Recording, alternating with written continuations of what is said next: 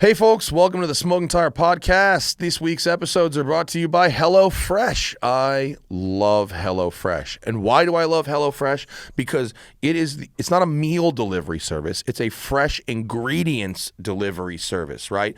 Hellofresh sends pre-measured, mouth-watering seasonal recipes with all the ingredients, the spices, the instructions, and everything you need right to your door. You skip trips to the grocery store. You can count on HelloFresh to make home cooking easy, fun, and affordable, which is why it's America's #1 meal kit. We're busy. I'm busy. September is the busiest month of the year for the Smoking Tire. We got long shoot days, long transits. The last thing I want to do is go to the grocery store, figure out what it is I'm going to make, and then start from scratch. Sometimes I have to buy big jars of spices to make one dish, and then I don't use it again for a year. I mean, like, what a waste, right? So what HelloFresh does is you go to their website, which is hellofresh.com/smokingtire14. We'll get back to that. You choose the meals that you want to eat that week. They have so many selections, and there's 50 menu and market items each week. They always rotate it up. There's vegetarian options, calorie smart choices, extra special gourmet options. There's something for everybody, right? There's like Asian stuff, Italian stuff, American stuff. It's like all over the place. It's really, really good. And then they send it to you each week.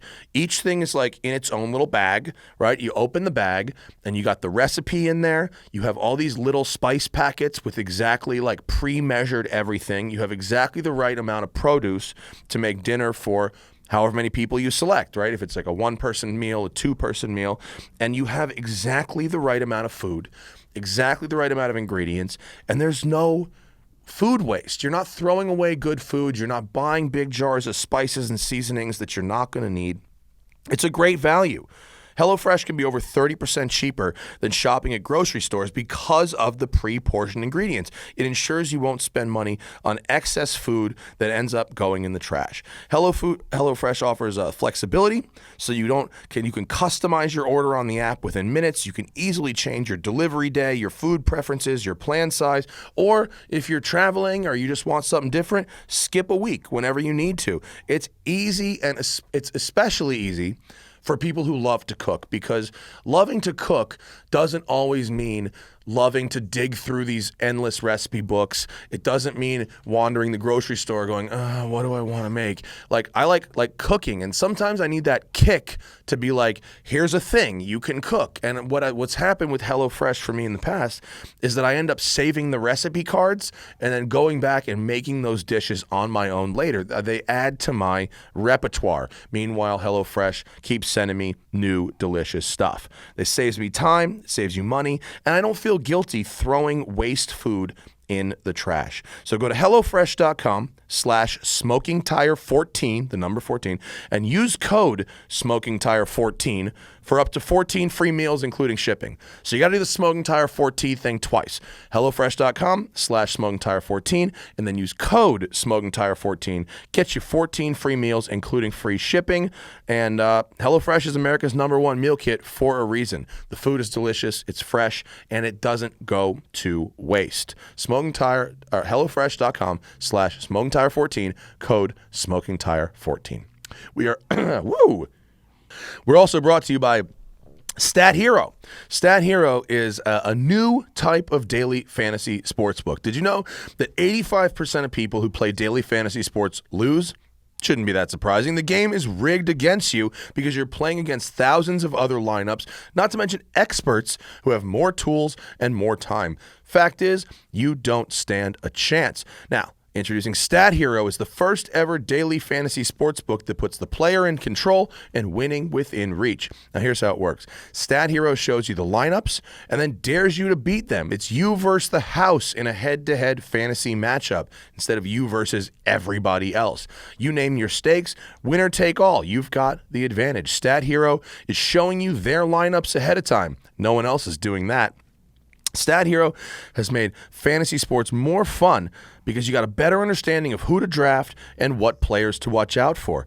Fantasy sports players need Stat Hero. You are in total control. It's daily fantasy sports the way it was meant to be, one-on-one. So play Stat Hero now and change the odds. Go to stathero.com/smokingtire, sign up for free, and then right now you get 3 times back on your first play. They're giving you a 300% match. That's unheard of. Go to stathero.com/smokingtire. That's stathero.com/smokingtire. We're brought to you by Dillon Optics, the official eyewear of the Smoking Tire podcast. Going on almost 12 years we've been with Dillon Optics, and for a reason. The glasses are amazing. It's like HD life. Zach and I are out in the desert. We're up in the mountains. When I go skiing, when I ride my motorcycle to prevent glare, the NIR lens technology doesn't just look cool with the matte finish lenses that come in a whole bunch of different colors. It's actually a double polarizer that really does cut down that glare, cuts down that brightness without cutting down your ability to see very, very clearly. I love Dillon Optics sunglasses, and for me, the fact that I'm in front of a camera and that beautiful matte finish, it doesn't reflect the camera back. You're not wearing mirrors on your faces. It's not like that Hunter Thompson Fear and Loathing thing, right? They got all these different colors for the lenses. They have aviator style, wraparound style, wayfarer style, and I mean, they're adding new styles every month. There's like at least 25 different styles you can get. You can mix and match your colored lenses with the frames, ensuring that the pair you wear is totally unique and you will never see another person wearing the same glasses as you. So go to thesmokingtire.com and click on the Partners tab, right at the top of the page. It says Partners, and then you'll see Dillon Optics right there. If you use that link to buy Dillon Optics sunglasses, we will send you a free Smoking Tire t-shirt with every purchase. You buy 2 pairs of glasses, you get 2 t-shirts. It's that easy. Dillon Optics are assembled in the USA using Japanese and Italian components, assembled in Scottsdale, Arizona, and shipped directly to your door. I love these glasses. I will only ever wear these glasses. I got like a dozen pairs of them, and I started with Dillon by buying a pair of their glasses. They didn't find me. I found them, and we love them. So go to thesmokingtire.com and click on that Partners tab to get yourself a fresh pair of Dillon Optics sunglasses. Last but not least, the Smoking Tire podcast is now on Patreon. Lots of people have been asking us for the same types of things for the 11 years we've been doing this show. Number 1, how do we listen to the show without advertising? Number 2, how do we watch the show live when you do it? Number 3, how do we eliminate that lag time in between the live show and the Tuesday, Thursday air date? And lastly, how do we get even more Smoking Tire podcasts than before? The answer to every single one of those questions is on our Patreon, patreon.com/The Smoking Tire Podcast. That's where you're going to catch the live stream. That's where you can have a totally advertising-free listening experience, and that's where you can get yourself an extra 9th Smoking Tire podcast each month, only available to our Patreon patrons. The prices are very affordable. You absolutely get what you're paying for, and this is in response to the things that people want out of this show. Live streams, no lag time, early access, and an extra Smoking Tire podcast every month, all available starting at just $3 a month over at patreon.com/The Smoking Tire Podcast. All right, on this episode of the podcast, my old friend Larry Kosilla, the founder, CEO, and the face of AMMO Car Care, AMMONYC.com, AMMO NYC on YouTube, AMMO NYC on Instagram. He is one of the best detailers on the planet, and he turned his skills into making his own product line with his own chemistry. It's not private label stuff. He is, and as you'll see on this show, he can't stop. Can't stop, won't stop. He's always trying to do it. He's always trying to do it right. He's always trying to do it ethically and legally, and he's going to run himself into the grave trying to do it this way. He's a maniac. We love him. He's answering questions from our Patreon. It's Larry Kosilla of AMMO on the Smoking Tire Podcast. And we will get to them. Larry Kosilla is here. I am. I'm amazed you're awake, and you're probably just barely awake. Pretty tired. Yeah. How many hours? What did you just do, about 18 hours on Musto's car? Something like that in 2 days. In 2 days, yeah. 18 hours. It was like 8 or 9 yesterday. 8 or 9 yesterday because we stopped at 7. And then we started at 8:30 today and went to whatever time it is now. 2:30. Yeah. So it's a bunch.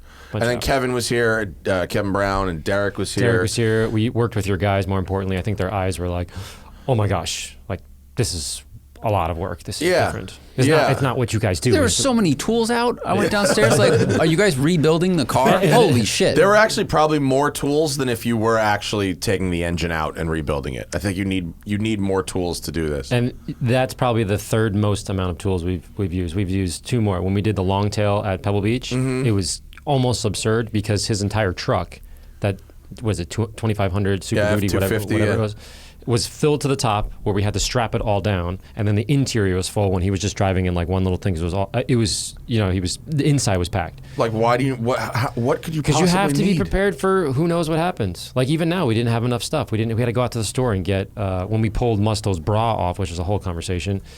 That sounded weird, but when we pulled Musto's car bra off, it was just glue everywhere, and we didn't have the right. We've had customers who come in, and the car, it's always a car between like 1999 and 2005. Yeah. That had a bra put on it, new, clear paint protection film.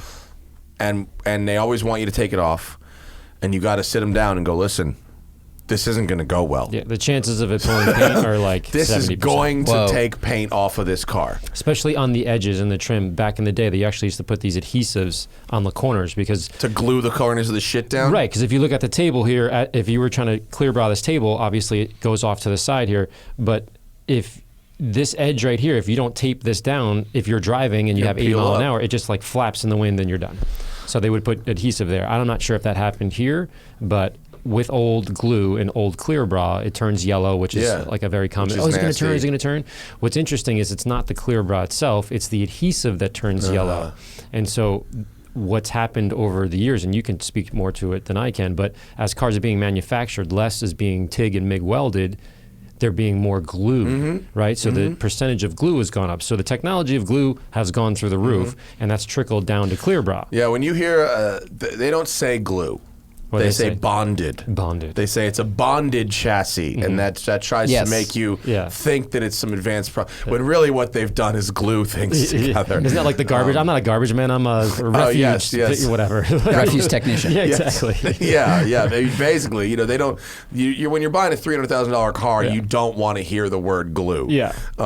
Ferrari had to eat their words on that because the bonding agent in the 458s was catching fire. Remember when that first came out, and they had to find a new bonding agent? Yeah, exactly. Does this mean should someone switch out their clear bra every couple of years so that it doesn't solidify on the paint like that, or is it just going to happen? I think by now it's too late with the old stuff because if it's already still on, the glue is already set. The milk is already spilled. Let's say you want to get clear bra put on today. Today, no. It's different. The glue technology has trickled down so much because everyone's focused on the $1 billion that's gone into, like, the glue industry has grown like crazy. Right. So all of that technology has gone to clear bras. So the glue that's sticking to the clear bra, that's sticking to your paint, it's totally different. I wonder if people are selling their race horses so they can be made into glue because the glue industry has gone up a lot. That's cold. Like, shit, I could make a lot more money selling this. When was the last time that actually horses turned into glue? I mean, it seems like that is a barbaric practice. Elmer was the last one. None of this. Yeah, so they memorialized it by naming the whole company after the horse. That's cold. Yeah. I feel bad about that. Yeah. I feel bad about that joke. I don't know why. The horses don't understand it. That's because they have a lot of collagen, but I don't know if they still do it. Historically, are horses skilled to make glue? Yeah, glue historically is indeed made from collagen taken from animal parts, particularly horse hooves and bones. According to the company, no. Oh, that's what I don't know what company that is, but I think they don't anymore. Treehugger.com, I wonder. I mean, they got it like in modern science. It's I think a lot of it's how many petroleum, horses right? is that going to be to do one car? Modern science, they must have 25 horses have died. We have synthetic all this shit. We don't. We're still killing horses. I think that's very, very old. Yeah, I think that's super old tool. But yeah, the amount of fucking tools involved in detailing a car. It's absurd. It's ridiculous. Yeah. So it's just to be prepared for everything. Plus, you're talking about Kevin. And Kevin's on next level.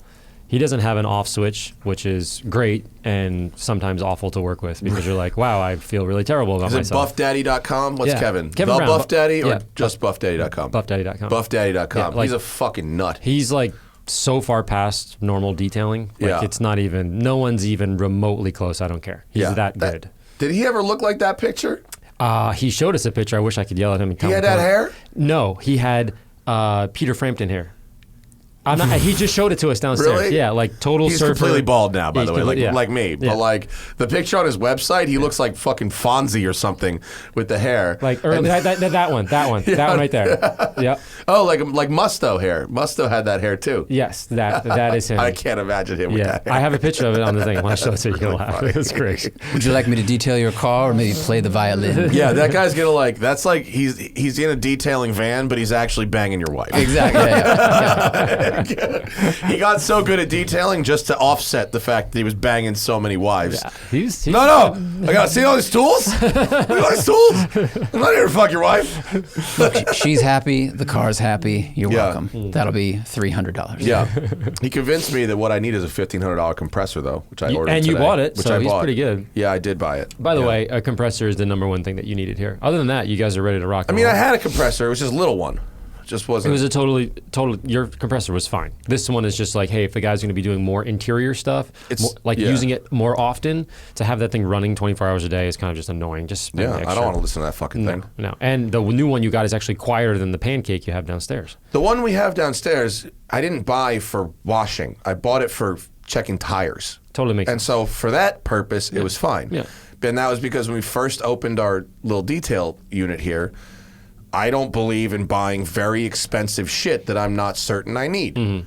This building is full of very expensive shit that I'm certain I need because inspectors and shit told Right, me I right, need right. it. The state told me I need it. Yeah. And the fire department told me I need it and all that. Mm-hmm. My insurance company told me I needed it. But like when it comes to detailing tools, someone, maybe you, it was fucking Eric, was like, we need the Metrovac and we need the big thing. And Derek, Bemis, who is our other super detailer who works for us here at WCCS, is like, psst, I use a leaf blower that I got at Home Depot. Yeah. It's $35. Yeah. And I bought that. And it's been fine. I've got a year on this Home Depot Black & Decker leaf blower. Yeah. But it's good for drying cars, but it's not as good for like, you can't blow out an Interiors. air vent and stuff like that with it. So yeah. the blower itself blows wide air, so it's Yeah, good. it's a and leaf like, blower. Yeah, it's good for the guys that are learning detailing, whatever. But if you have direct compressed air, you can like jam it into a light or something and blow something. Well, I out. also remember back in the day accidentally blowing off somene's badge, with the compressed and air. buttons on the inside. Yeah. I was showing Clinton down there. I was like, don't put it this close. Put that kind of. Because I've always, like you said, you know what I mean? 95% of the detail is not fucking the car up. Mm-hmm. For most people, when it's you or Derek or Kevin, we're talking about highly advanced techniques. But for most detailers, it's like, make it shiny and don't break anything.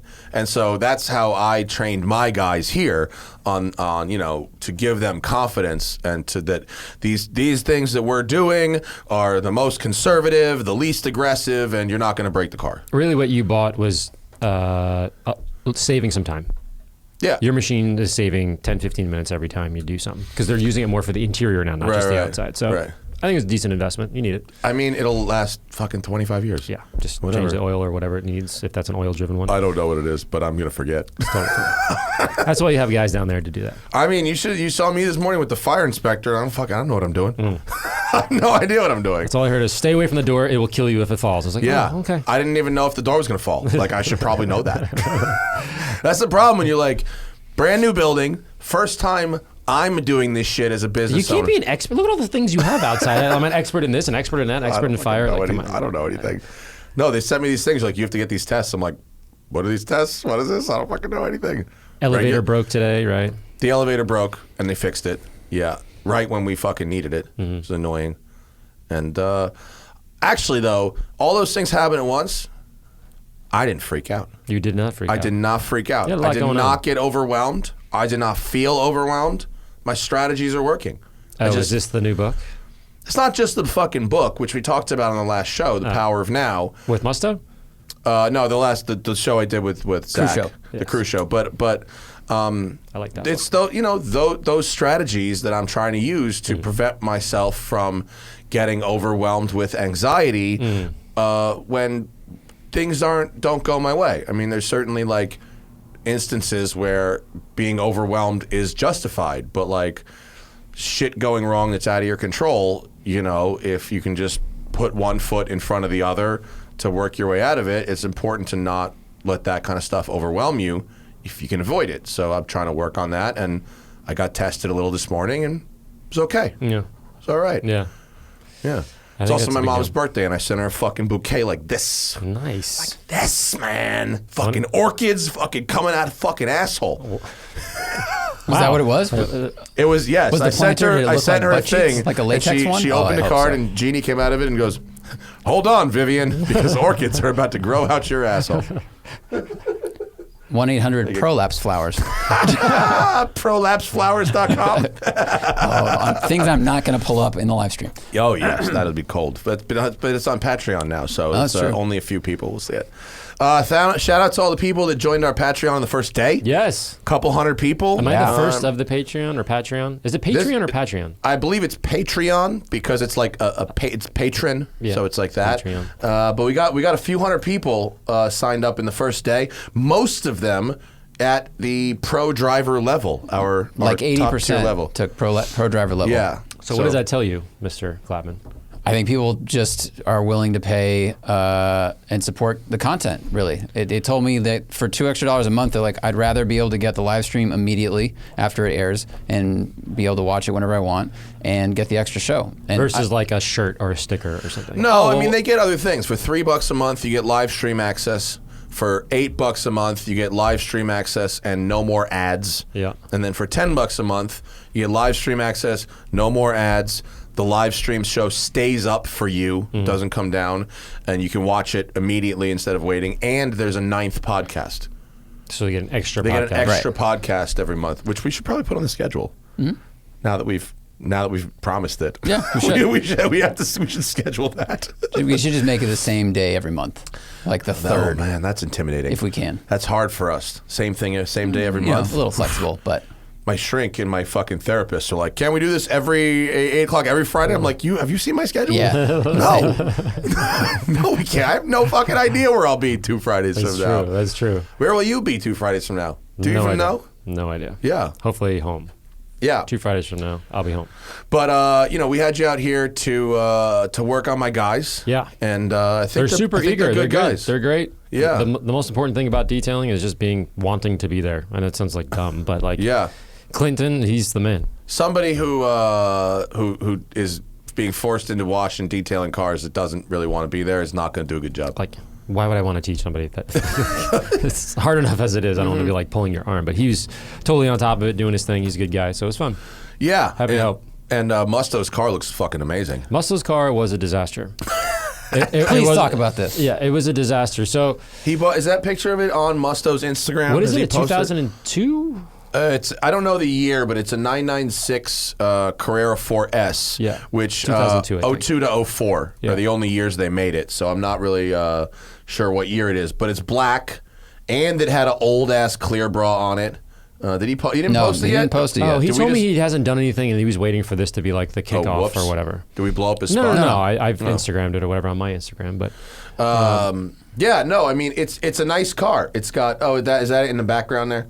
Hard to see, but that's it in the background. That's it right there. Relatively low miles, I think. 54,000 miles, Yeah, which yeah. is relatively low for that. It's just Yeah. the 996s and 997s typically had kind of weird paint and kind of thin paint. I'm using huge generalities Yeah, there. yeah. But No, this we have one in another particular- 997 that we got to do. Derek's got to do a correction on next weekend. That's fucking worse. Yeah, it's fucked. It's really something wasn't going great during those times, and I'm sorry. Do you mean during Volkswagen Group's cheapening of the 911? I was trying to be polite about that whole thing. But yes, they were Look, we having don't some- only suck Porsche's cock on this show. Look, they have done some things that were, let's call them suboptimal. Yeah, and it shows up in the paint. yeah, That paint's not good at all. And if you look at his car, if somebody went after the paint, tried to polish it, and burned through. So when I first saw it, I was like, that's like I'm trying to make an analogy here, but that's like a massive sin in the detailing. Like if you burn through the paint, there's no coming back. It has to go to the body shop after that. It's like your knee. Like once your cartilage in there, then it's gone and you messed it up. Like it's not going to grow back. Like that's it. I just learned that. See, there you go. I just learned that. So his car is totally messed up. So what we had to do is kind of rethink our process because there's no way I could really make that paint perfect. And so talking with Kevin, we decided to do what's actually called detailing. I don't know, people are like, well, I thought you are detailing. So there's paint correction and then there's detailing. And the detailing part is like us moving the mirror and bending it backwards. You know, we can bend it backwards and getting inside the mirror. Like all the crevices and the door shit. jams underneath the car, inside the wheel wells. I mean, everything you could ever imagine. We probably spend maybe like an hour and a half or so with Clinton and myself and Kevin. So 3 guys, an hour and a half on just the trim.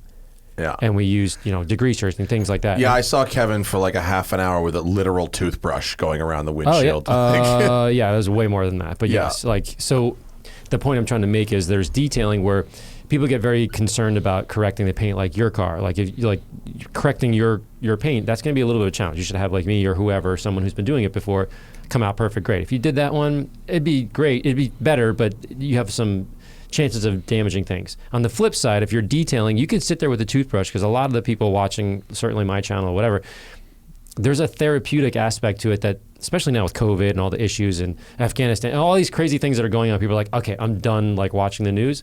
I know it sounds corny maybe to you guys a little bit, but they go out in their garage and they sit there with a toothbrush and they put their headphones on, they have their beer or whatever it is, and they just find this weird piece. Sounds super corny, even saying it right now. Working on cars is the same way. It's like it activates your reward system because you're trying to do something and then you do it. And especially stuff like that where you're getting all these little wins that add up. Like, I mean, there's like dopamine, all those things that happen. But you don't have to be the expert. Right. That's the point of this video that kind of You just have to up. fucking sit there and do it. It's just not like painting hard. It's or just annoying. sanding this table or something. It's not. You don't have to be a genius when you're correcting paint, specifically mustos. You got to know what you're doing. Otherwise, like you make one mistake, you burn through the paint. Yeah. People are like, I don't want to deal with that. That's too much pressure. I love my car. But the rest of it is, you want to sit there with a toothpick on your wheels for 5 hours and what? Knock your socks off. There's way more worse things you could be doing with your life. You know what I mean? Like, go ahead. Like, that's honestly, my mom said that. You know, my mom, she's cool.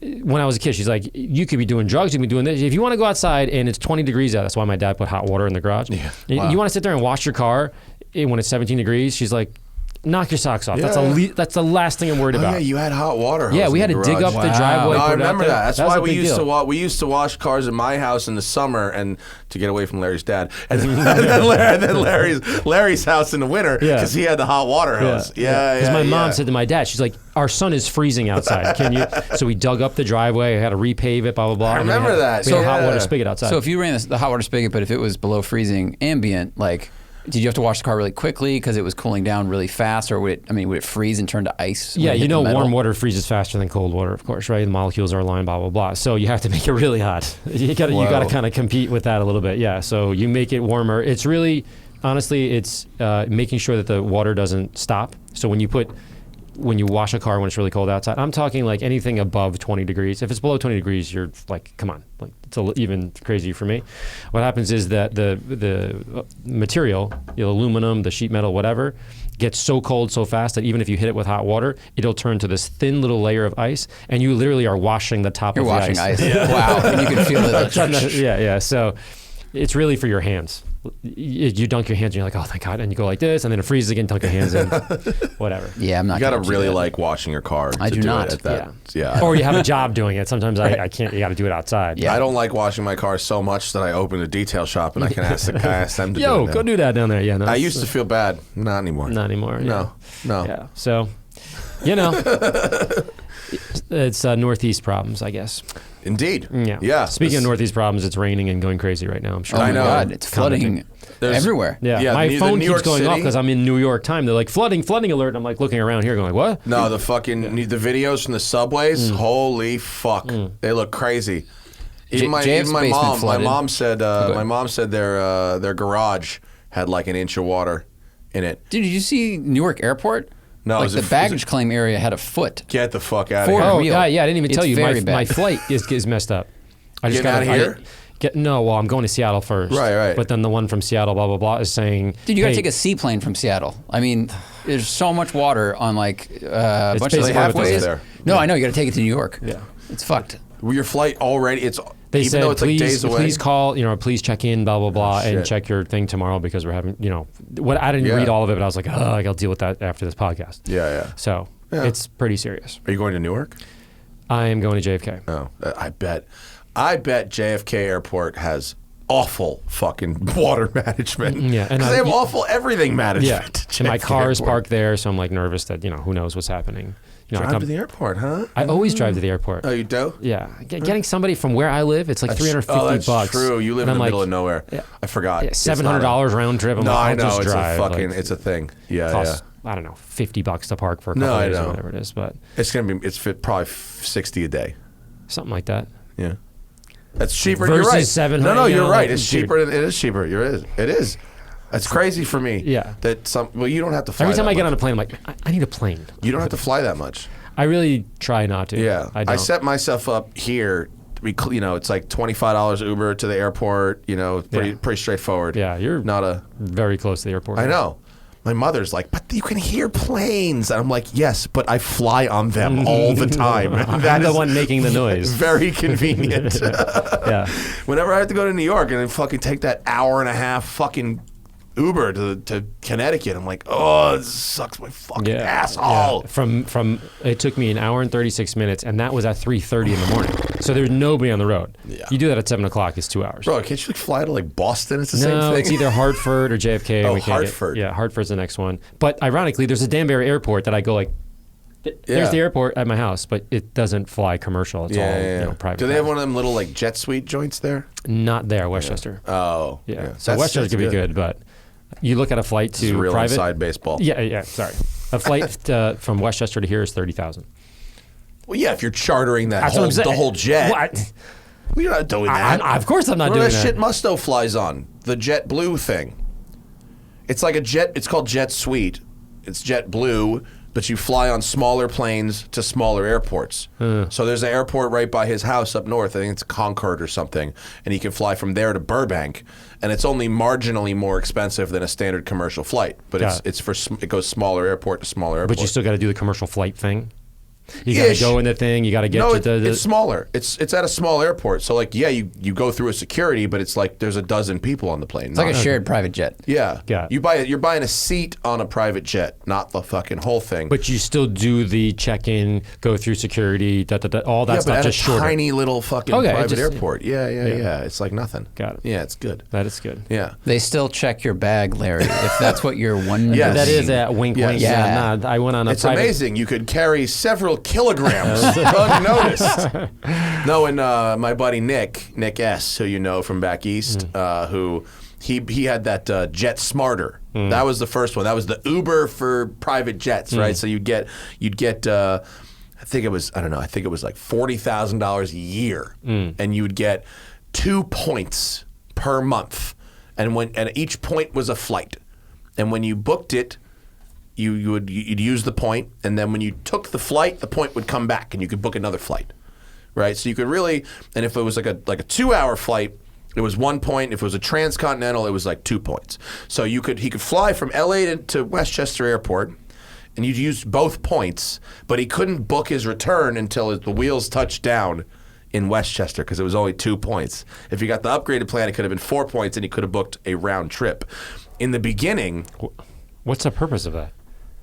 it was to prevent people from booking flights too far ahead of time. That was how their sort of business model worked. I don't know.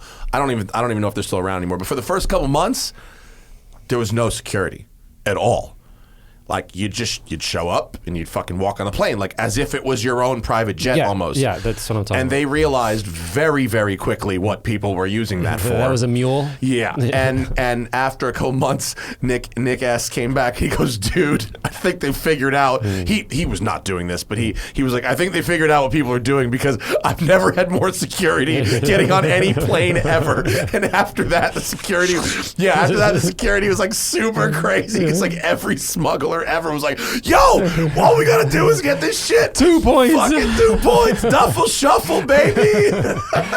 I'm looking for a helicopter blade version, whatever that is, because I go to the Hamptons all the time for random clients. It's easily 4.5 hours each way. Wait, can't you do the ferry? The ferry is equally annoying. Really? That sucks. Okay, fine. You get 45 minutes of we're sitting keeping there. it inside baseball. You got to go from Connecticut to the Hamptons. You have to literally drive into New York City and out the entire end. And in theory, and to if the you, entire length as the of Long Island. as the crow flies, as they say, I could fly a drone. Like, Yeah. it's like right there, but I gotta drive 4.5 hours all the way around. Is there a boat What about service? a boat? What about your own boat? I'm serious. You get a used Boston Whaler, 20 foot. You fucking go across.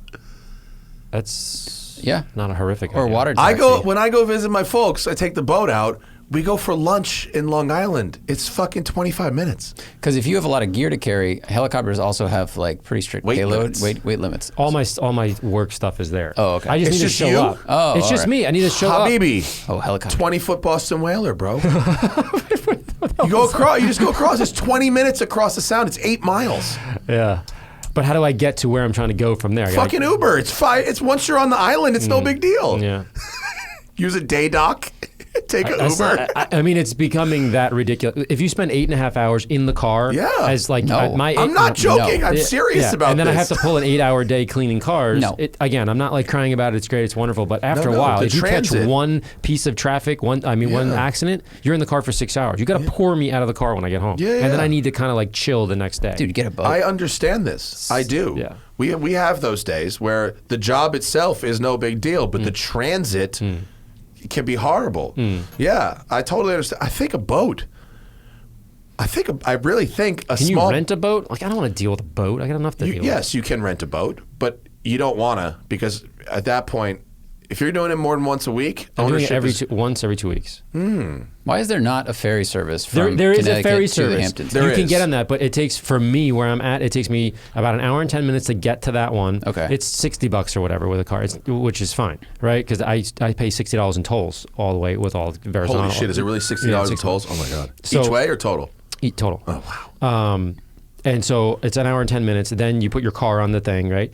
But when you go, you don't go necessarily to the Hamptons. There's like a fork in the Hamptons. I don't know. North Fork, South Fork. You go here, then I got to drive another hour and 20 minutes. So it's like at the end of the day, Wow. 6 in one, half dozen the other. It's Dude, like, they see need a some bus- Italians from Venice. I mean, I see a business opportunity in a Right. Greenwich to Hamptons ferry service. well, honestly. I think the That's Danbury Airport should be a blade to should the have Hamptons. a blade or whatever. Yeah. There's a blade from the city, and they're like, "Hey, do the blade," which would be like $500 or $600. And I know that sounds like a ridiculous amount of money.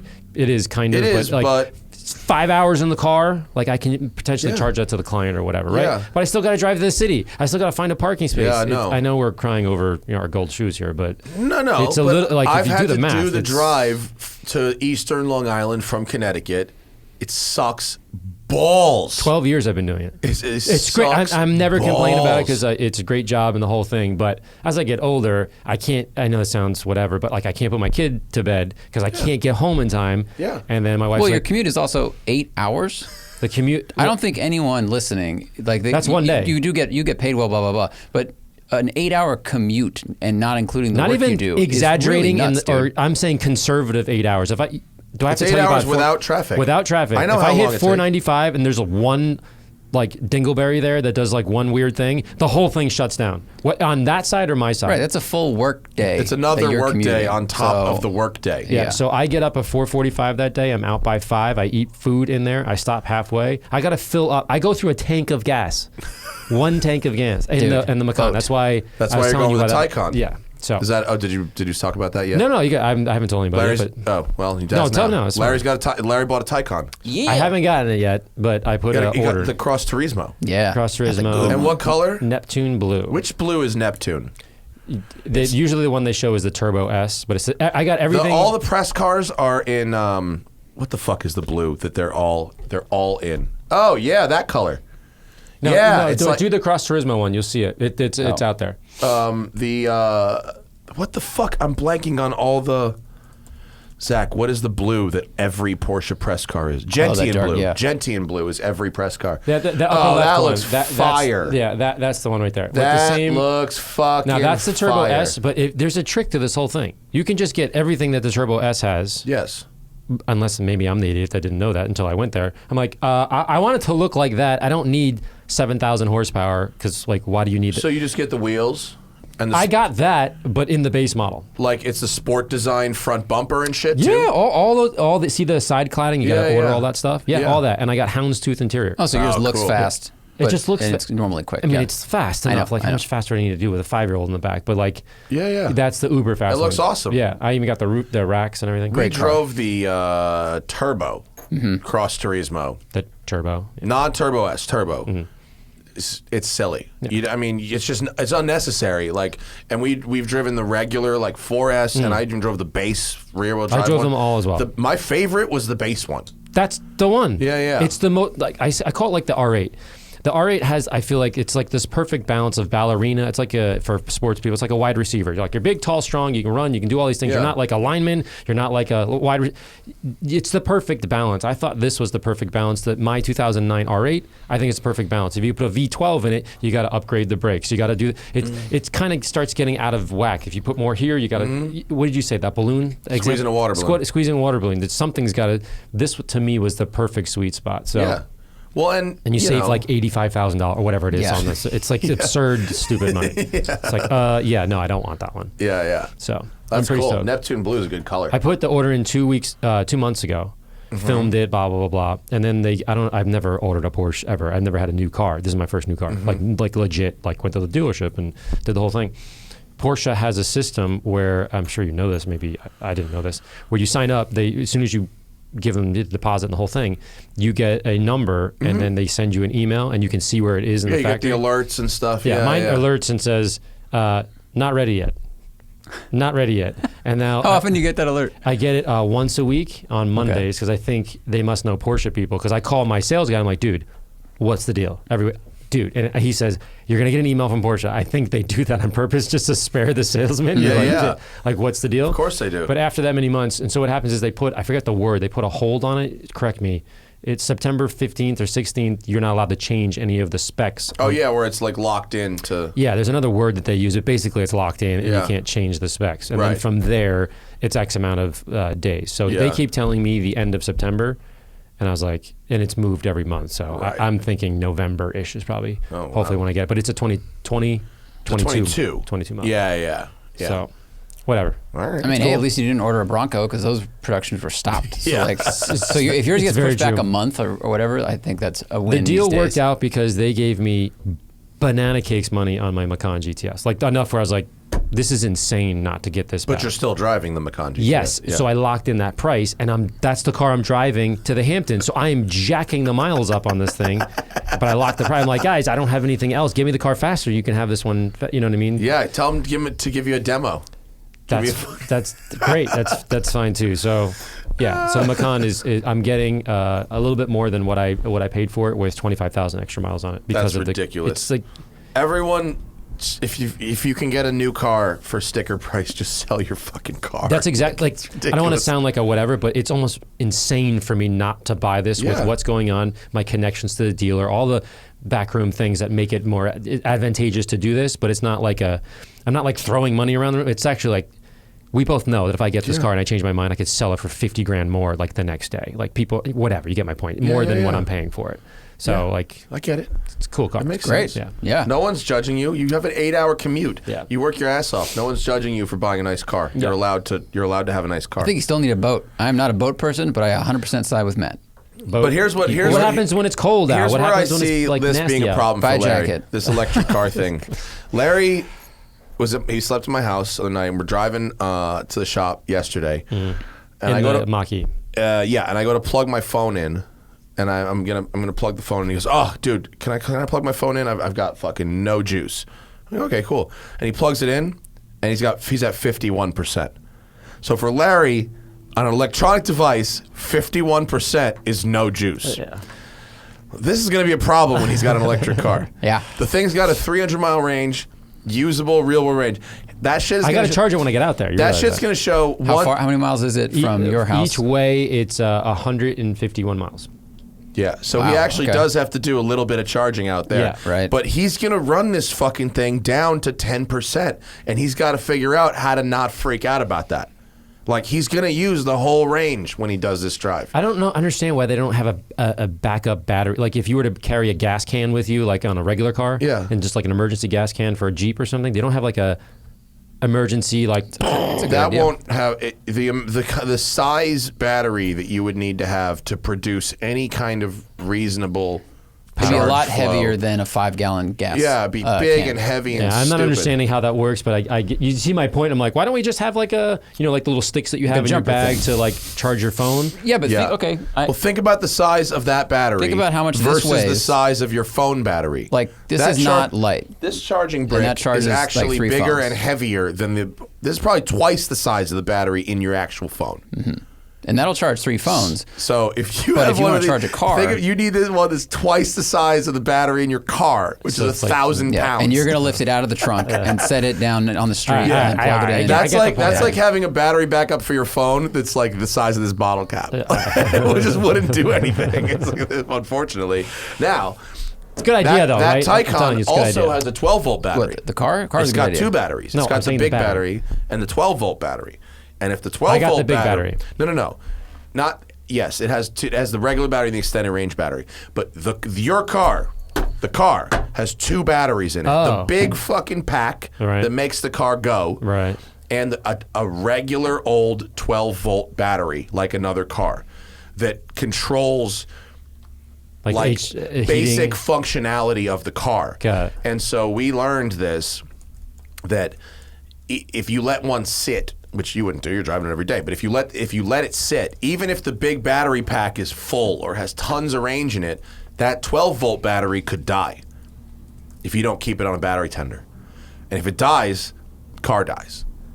So in theory, wouldn't you just keep it on the charge? If you keep it on the charger, yes, it is not an issue. The main charge cable will keep both of those batteries good to go. Got it. So, As will using the car regularly. but if I put it in storage and If you parked it in storage and the battery was full, 100% on the charge, that 12-volt battery could still die. Got it. Because its state of charge is not the same as the big battery's state of charge. and so you would need like a regular optimum, In absence of the Taycan charger, which would keep both alive, you could put a regular battery tender on the 12-volt. Got it. Like here at the shop, when the Taycan first came out, that happened. Before we designed this battery tender system to get to the top, we had a Taycan, long-term storage, and we went, oh, okay, put it on top, and there were no battery tenders then. This was very early. When we brought it down, it was dead. It was full of fucking bricked. We couldn't even put it into neutral to push it, because it was fully bricked. And what the Porsche roadside person did was come over with a jump box, put it on the 12-volt battery, and that gave us just enough juice to power things up and put it in neutral, and then we pushed it onto the flatbed. Got it. Which then took it, and they replaced the 12-volt battery, and then it was fine.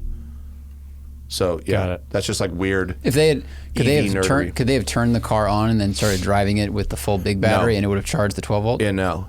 Okay. No, unfortunately. So that not. keeps it topped up, but it can't charge it from 0. Correct. Yeah. Okay. Yeah. Do you know if you can charge the Porsche in a Tesla charger? What? No. Oh. No, it's a different Not at present. connector.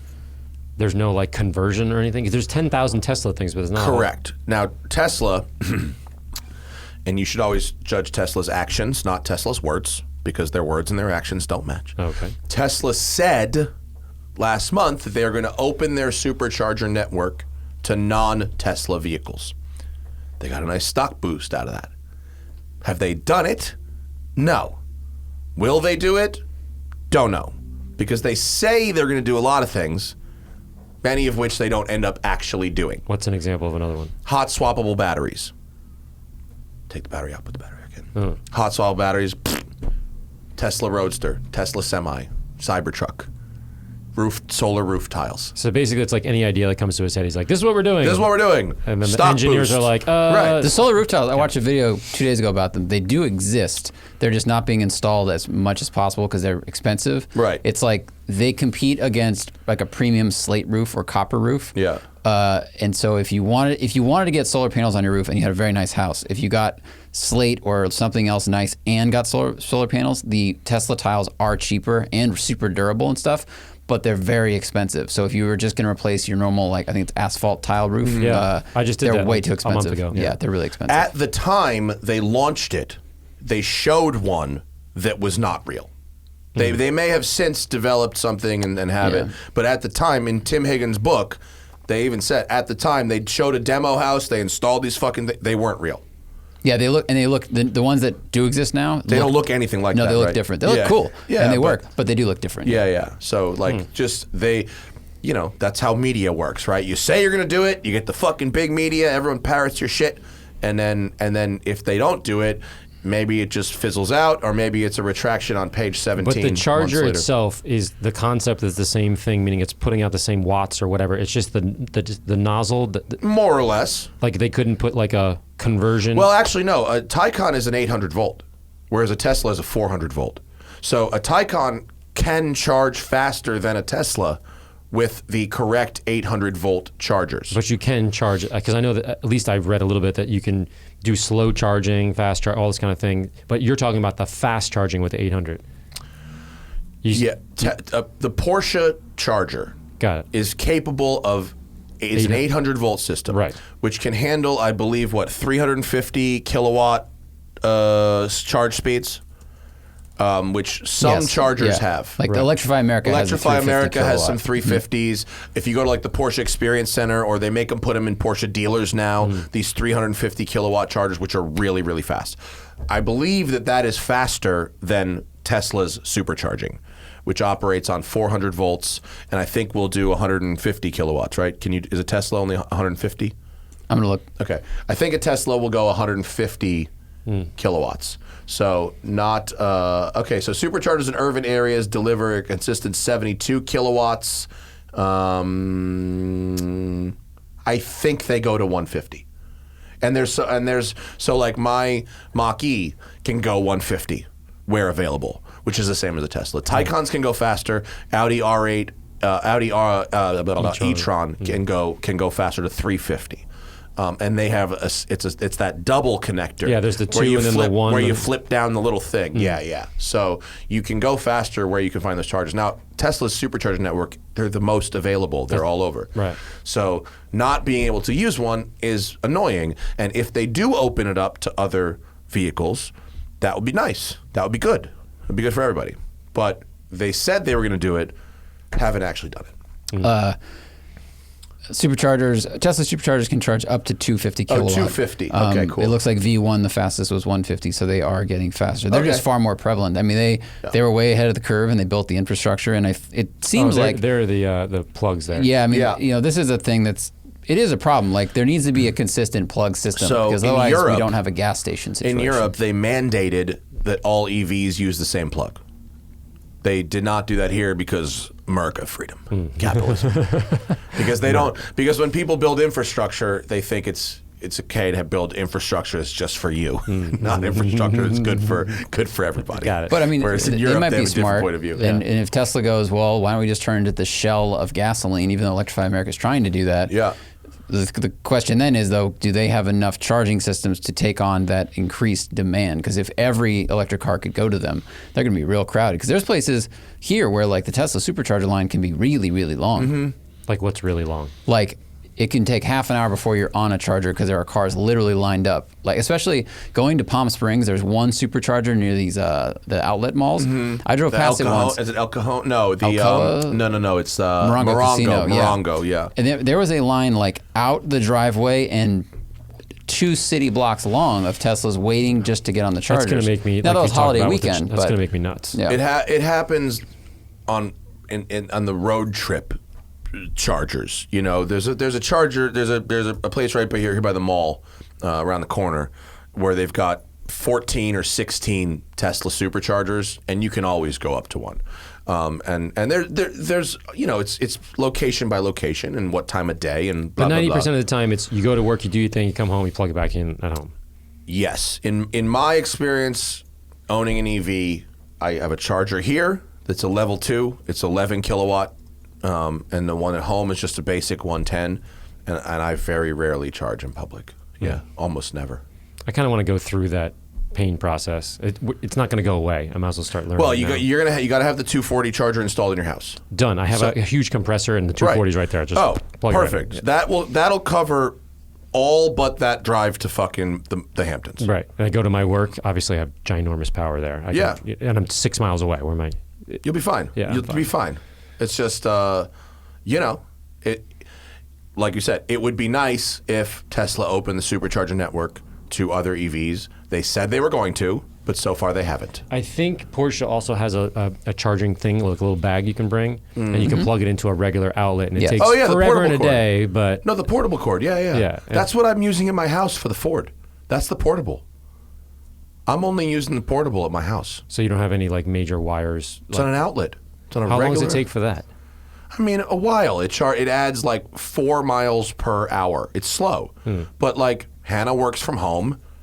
I'm driving press cars, and the car might sit for a day or two, and we're just running errands around town. So most of the time it's fine. That might not work for everybody, but yeah, I mean that home charger shit adds probably like 40 to 50 miles a day, which in Los Angeles, I mean, how much have we fucking driven since you've been here? Yeah. You know what I mean? We haven't probably driven 20 miles since you've been here.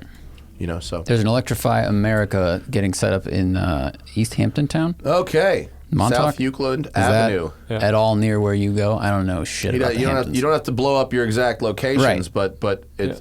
I mean, the Hamptons seems like a place there should be plenty of EV charging. I mean, it really seems anywhere in Long Island. I have to go. Anywhere out there is totally fine. Not Montauk. I don't go there. That's like crazy far. But so these people asking questions about what we're talking about right now? Probably. I don't know, but don't pay attention to them. Don't pay attention to them. They're just joking. Be present. Right there, now. I'm not here. there. Not there. I thought it was questions. I don't know what I'm gonna say. What's up with these chairs? These like the Capisco chairs? You like them? I'm still trying to figure these out. I don't know where they're comfy. I don't know where to put my you could also do the AC Slater. If you want, you could do this. This is good. Oh. See that? Yeah, That's nice. I see that. I'm trying to figure out what's going on here. Yeah. What are these called? Capisco chairs. What makes them? That's the brand name. It's like Herman Miller kind of thing. I mean, yeah, it's a chair that is a brand. It's a brand name chair. I'm gonna keep my AC Slater like this. All right.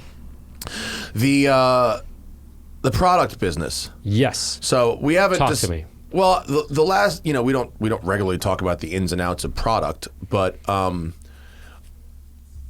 a year ago, you were having problems because a lot of your suppliers for your basic materials were fucking pivoting to hand sanitizer.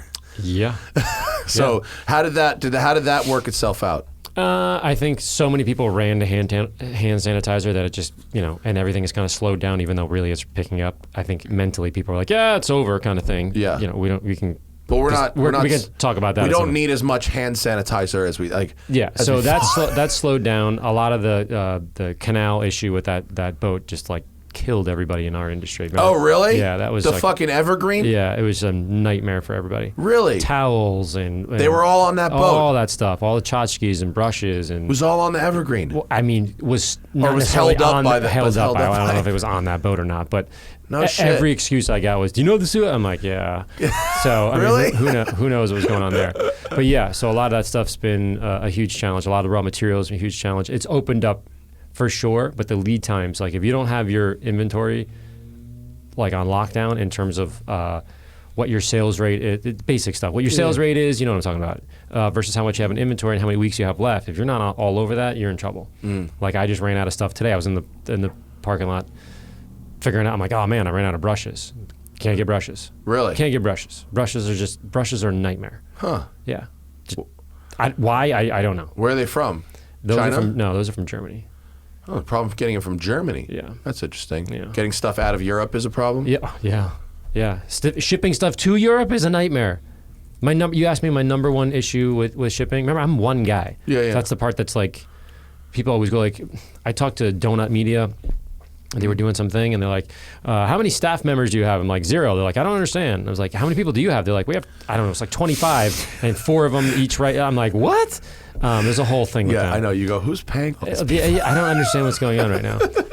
I actually backed out of that video, too. We can talk about that. But, so it's a bit of a challenge to get products there. So we're working really hard to figure out a new shipping thing because all of my international people, when I ship something, it's USPS. This is probably boring as hell for people, but USPS, it's a nightmare because it goes to that country, and when it goes to that country, you have to pay the import taxes, and a lot of times there's confusion as to what's going on. So we're trying to figure out to get people to pay import taxes first, and you have to sign up for all these things so they make sure that each respective country gets their certain allocation of funds. It's a whole nightmare, but essentially it takes like 4 or 5 weeks to get like one bottle. Wow. Yeah, so we're changing a bunch of that because it's driving people crazy, rightfully so. I mean, if you were to send like UPS or fucking FedEx, would it be? The one thing that people don't realize, and I'll just tell it here, like my international shipping was $39.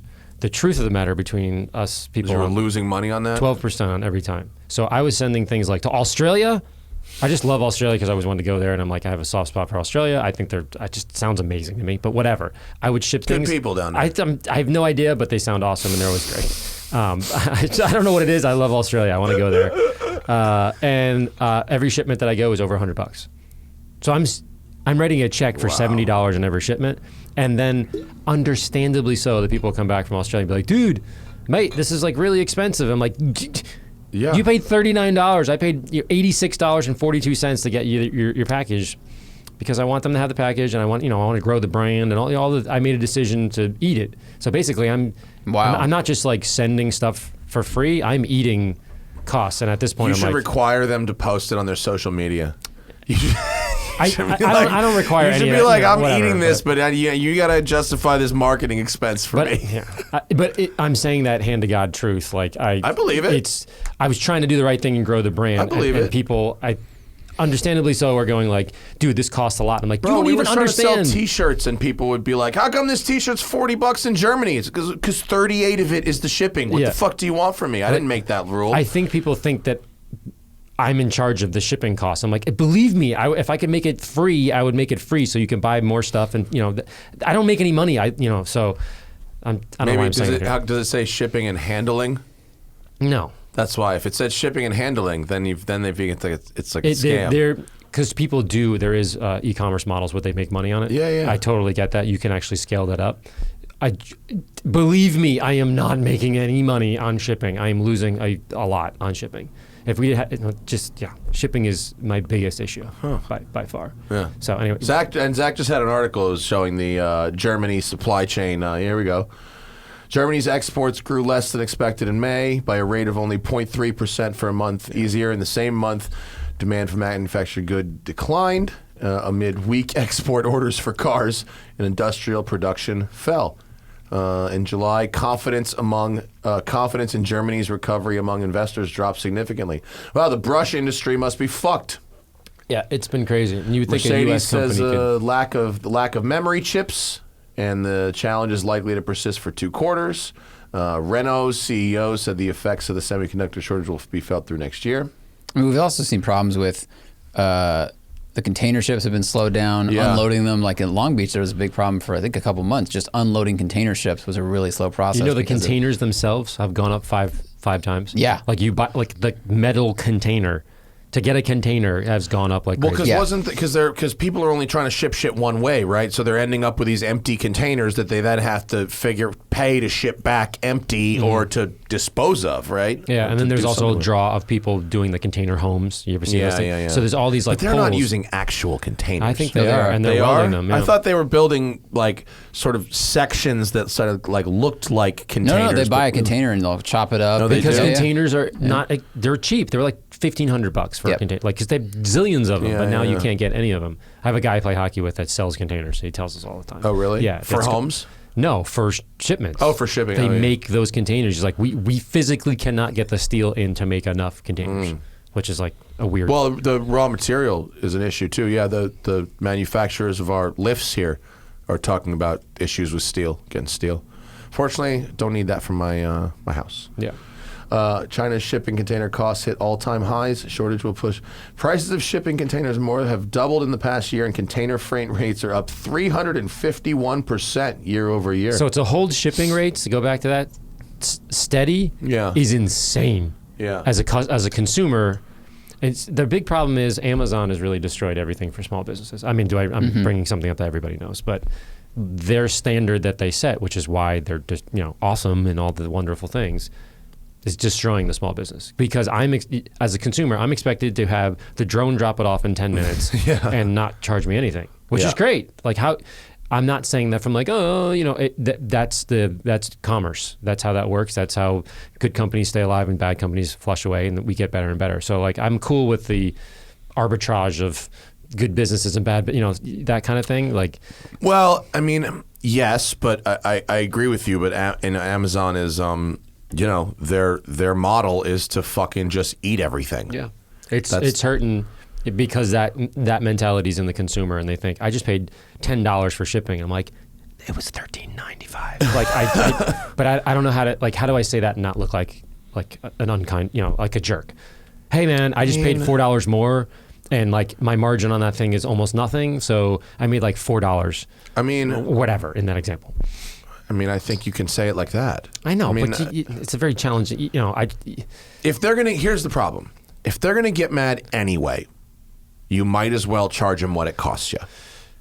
Because they're going to get mad anyway. I'm generalizing as well. 99% of the customers are awesome, and I'm not like backpedaling at all. And I'm grateful for every one of them, et cetera, et cetera. But it's the one. Got these asterisks fucking ready to go. Yeah, I know, exactly. So it's just the one it's the one guy that that will tweet you, and you're like, how do I make this guy happy, kind of thing. But that's really what's going on. I don't think that person you're going to make happy, and in that case, you might as well charge him what it costs you, because he's going to bitch either way. We're trying to figure that out, because I don't know if we can sustain the losses like that with the shipping. Right. Now that it's gone up. Yeah. Before it was like a marketing expense, to your point. Yeah. Now it's like a real line on the P&L. Let's go better news. What's like the new hot shit? I'm working on a couple of new products. We have more detailing business than we could possibly do, so we're working with another group and potentially doing a few things like I mentioned to you before. Open up possibly another detail shop down like a mile from the studio, from my current studio. So that could be interesting, but it's still up in the air at this point. New products, new website. That was a huge thing. I moved over to Shopify, which is obviously a well-known kind of thing. Slick interface and all that. Slick interface, it's cool. But yeah, life is good. We're just, we get a lot of attention, which is great, from larger companies and all this kind of thing. And I'm still kind of doing my own thing for now. And see what happens. The larger companies are just baffled as to what's going on, but it's not really a secret. It's like, be honest and know what you're doing. And shocking, right? So there's a lot of social media pull, like, how do I get all these things? I'm like, just start a channel and learn how to know what you're doing, and then be honest about it, and people will buy it or they won't. Yeah. Be authentic and create content consistently over a period of years. Right. And so seems like rocket science. A lot of them are like, because remember, people go in and out of these companies. So if you have that one guy and you have $1 billion company, and that one guy's like, you know what, I'm going to leave. It's like, you know what I mean? So there's lots of cool things going on. Ammo's growing and everything's great. I don't know. How often do you think of a new product to make? Because you have a lot of stuff. So, does your rate of development slow down? We're like, all right, I think we have most of the bases covered to how to make cars look perfect, or? No, that's a really good question. So I have a whole list of dreams that I want to do that I have in the works, but 99% of the time, which I know I'm onto something every single time I ask obviously I'm not a chemist sitting there mixing stuff anymore, but I know enough to be dangerous. So I say, hey, why don't we do this, this, and this? And they're like, that we're gonna blow stuff. That no, we cannot do that. And I was like, okay, so tell me, what do we need to remove? So that kind of, because when you deal with a chemist, typically speaking, and I'm also married to one, they're very focused on the way that it's done. And when you break that, hey, I understand it's the way it's done. What if we did this? Usually, like 1 out of every 10 times, something brilliant comes out of that. There's no reason why this should be working. I'm like, okay, we're on to something now. This should be really cool. Wow, cool. So I have a ton of those, because I hate the proverbial, throw it against the wall, see what sticks kind of thing. But you're playing the 10% kind of game. So I have a couple of new products that are amazing, like Reflex Pro. I have a wet version that's coming out right now. So when your car's wet after you've rinsed it, you can go and spray it down all the way around the car and then hit it with water. A couple other companies have now since come out with that, so it's not as revolutionary, but I've been working on it forever. Kind of exciting news. I'm not exactly sure if I, quite frankly, can afford to do it. but I will unveil it on the show here. I have been working for the last 2 years before COVID, ironically, and I missed it by about 3 or 4 weeks because if I had hit it, I'd probably be a gazillionaire. It's the first, what we believe, is the first interior EPA regulated. I mean, I have an EPA number, I have EPA lawyer, I have, like, you do not, like, you, there's a lot of people you can mess with, you do not F with the EPA. Like, they will destroy you just like the IRS, right? So I had to go through all these things. It took 2 years of making sure that the label had the right thing. So like it was label making sucks. You don't even know. I do know. I worked at that company that made food labels. Food labels are regulated the same way. Crazy. It's like if the fucking oh wait, you need to move this number 2 points to the left. Or like stupid little shit. Size of the smallest point and the space between them and I mean, it's like it's almost obnoxious at this point. So anyways, we got all this approval. And I have to go and register this product. And you have to register it by state. If you didn't know, each state has a different registration process and a different amount of money. That's like in the absurd amount of money per year. And then you have to hire a consultant, unless you do it yourself, which is insane, consultant to then monitor how the paperwork is going with all 50 states or international. So it's an obnoxious. And what is the thing? What's the product? It's called Restore. And basically when you're done with the vehicle, and this is something I had on my wall in 2020, I have it on my picture. I'm like, hey, what are we going to be, what do you think we're going to see soon? So I'm not pretending like I predicted this, but I'm telling you it's on the wall. So I hit one out of the park there. I just couldn't get it in time, which was all the bacteria. I was like, there's so much bacteria in a car and we're worried about the level of shininess. I'm like, but at some point I don't want boogers and stuff, kids and all that throw up. We spend a lot of time, 8 hours driving in the car. I want it to be clean. So we came up with this product that I wanted the EPA to say, I could use the word, are you ready? Kill. You cannot use the word kill on a label without having the EPA, that kind of thing. So give this. Can you say antibacterial? There's so many loopholes and antimicrobial, and it does this in 24 hours.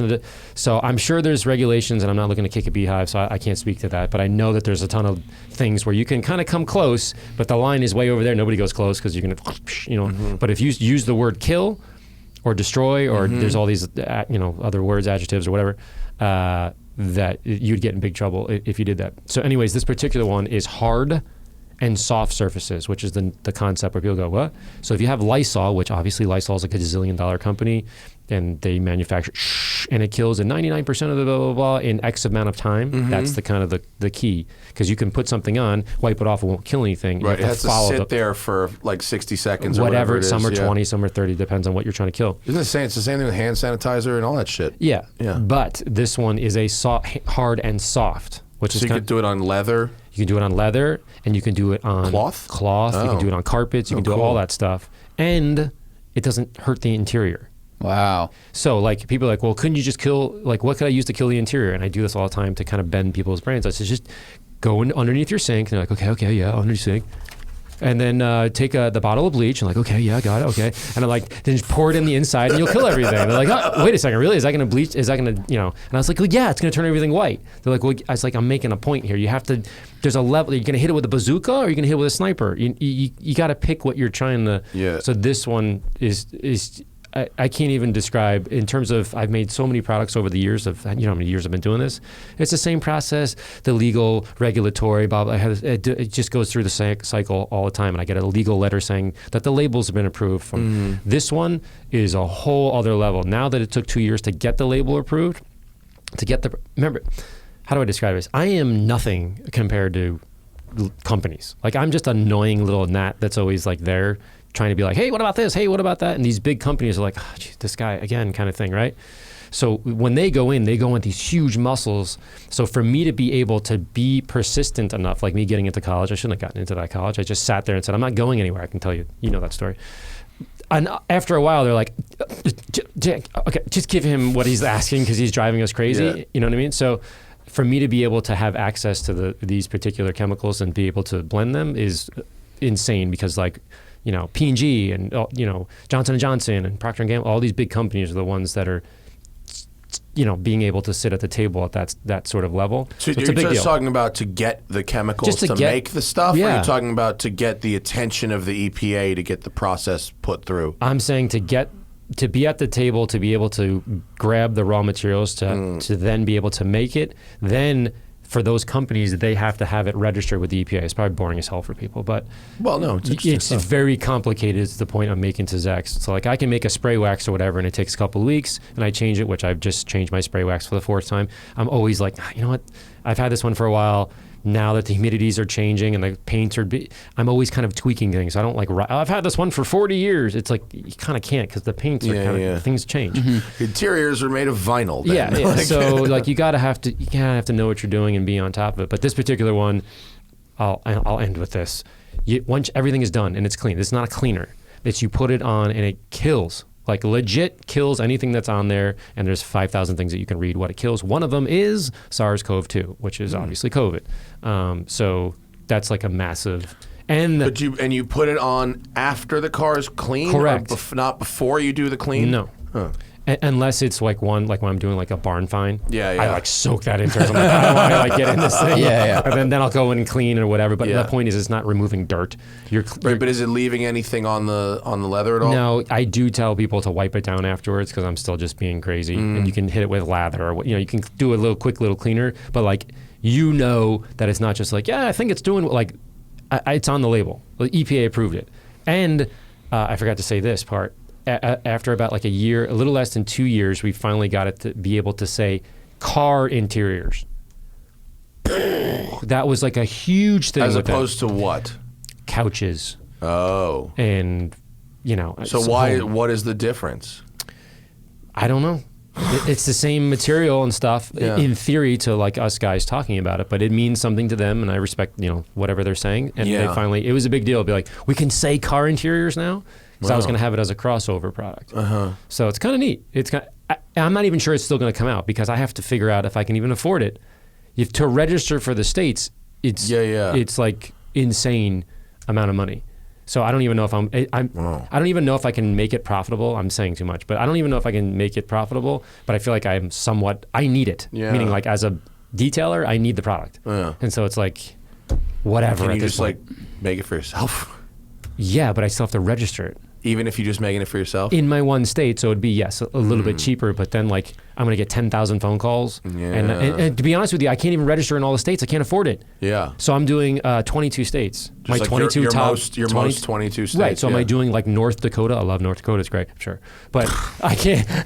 Right, but how big is the market in Alaska for detailing cars? Thank you. That's why. So to register for that and then to keep up with it, and if I violate it, blah, blah, blah. Yeah, that's annoying as fuck. Yeah, so craziness. Wow. Dude, that's really cool though. Yeah. Good for you. Yeah. I mean, you keep climbing these mountains, and that one seems real big. Well, to be I cool. mean, maybe I'm wrong. I'm sure the other, but I haven't seen any smaller guys have EPA like if you started it today, it would take it's not the kind of thing that fucking stupid me looks at or thinks about. You know what I mean? It's like it's just one of those things where if you're you're in the industry, it's like people who watch our videos don't think about the 8 hours of emails I do a day in order to make, to get those videos made. It's like, here's two guys and they're in a car and they have GoPros. Like, how fucking hard could that be? You know what I mean? Yeah. It's like detailing the car. You see the list of all the things that are there. They see the video but it's the same thing with food labels and stuff. Like the consumer of food doesn't necessarily think about what this person had to go through to make this food like legal to sell. You know what I mean? But like, I definitely, now that you explain it, understand how much of a pain in the dick it could be and what language can and can't be used and stuff like that. Like, I hope the consumer appreciates something like that. I hope they can tell the difference. You know what I mean? Between antimicrobial and blah blah blah. It's and confusing, which I think the video will, when the video finally comes out, if I do decide to do it. So I'm not guaranteeing that this is going to come out. I have to see if I can even afford it. I'm being brutally honest. It's really freaking expensive. But the industry has gone from $13 billion in 2020. It projected to be $26 billion in 2026. So literally doubling. And the car care market is insane. So the point I'm trying to make is there's a lot of eyes on making sure the efficacy of the product is real. Yeah. And this was back probably 5-6 years ago at SEMA, and I've probably told you this story, but maybe not. I literally walked into a booth, and everybody was watching, by the way, and I'm sure they can they probably know exactly who I'm talking about. Everybody was watching me when I walked into this booth because it was a car care booth, right? I walked in, I picked up the bottle. I'll never forget this. I'm not exaggerating at all. On the back of the bottle, the warning said, "Warning, will make your car too shiny." And I remember I went like this. I put it down and I went like this. I was like, I didn't want to have fingerprints on it. I wanted nothing. And I walked away. I was like, I know too much about labels. I mean, it sounds like make your car too shiny. Yeah, What? Maybe it was just a mock-up or whatever. But Is that a goof? It seems like marketing. That's what it sounds like to me. Well, I mean, it's a federal crime, is what it is. Like That's a federal crime. that's a you can't. There's no warning on it. Doesn't tell you how to use it. Doesn't like what the point I'm trying to make is if you monkey around with labels, you're gonna get in big trouble. Oh, so that was probably not something they would deliver to a store. I don't know because not. I said that too. I was like thinking, I was like, no, this has got to be a mock-up for SEMA. But all of them had the same thing. Did you ever go find it? No, I ran out of there in like 2 seconds. I don't want but anything. have you ever gone into a fucking auto parts store later and looked on the shelf and see if these that... weren't on auto parts. These were like this is like promo stuff. Oh, it's like it was stuff you buy on the internet. It was internet stuff. It was a smaller guy who's relatively large now, but I'm sure That's it changed. hilarious. But enough where I was like, whoa, that's kind of frightening. Even now, the labels aren't exactly correct on a lot of them. Well, it's interesting because on the one hand, the EPA can fucking ruin your life. On the other hand, are they choosing to ruin anybody's life? You know what I mean? Are they actually watching? I know it's important to do it right. I do. Mm-hmm. You know what I mean? And here at Westside, my contractors scared the shit out of me. Mm-hmm. The fucking inspector, you better fucking, if they come in here and they see and they see and they see, and they fucking scared the shit out of me. Mm. And although he literally made me think like inspectors were going to be driving around, looking for shit. And you got to plan for the worst, man. Of course you do. But I feel like we are in a world right now where these regulatory agencies are just fucking not enforcing anything. You couldn't be more true, and the detailing industry is, I predict at some point that is going to come down and people are going to start to realize, hey, so we did, remember Eileen that used to work with me? We were planning for that. And I'm not inviting anyone to look at it, but I feel very, very confident. I'm not 100% confident. I'm not inviting an inspection, but that we are within the bounds of the law and then one step below. Like we're not even close to the line. You and I think about this kind of shit. I'm terrified about that. I'm terrified of the IRS. Yeah. You know what I mean? I don't monkey around with that at all. I don't fuck around with this shit. Yeah. You know what I mean? And if the fire here, all my inspections, my annual testing, I don't fuck around with stuff. But like the other half of me is like so aware of the fact that powerful people seem to be flaunting these agencies' rules.